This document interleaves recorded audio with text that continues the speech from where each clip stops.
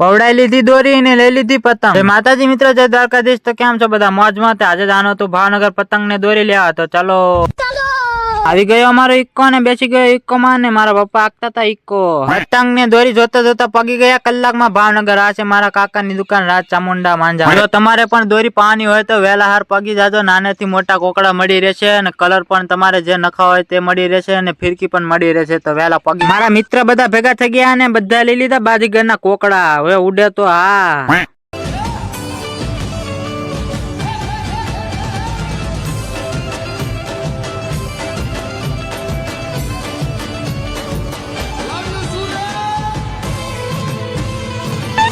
પછી આવી ગયા પતંગ લેવા ને લઈ લીધી થોડીક પતંગ ને આને શું કહેવાય કોમેન્ટ કરી દેજો હાલો। પતંગ લઈને આવી ગયો કાકાની દુકાને ને આ છે કાકાની દુકાન નું લોકેશન ને જગાત નાકા પગી જાજો બધા જેને પવડાવવાનું હોય।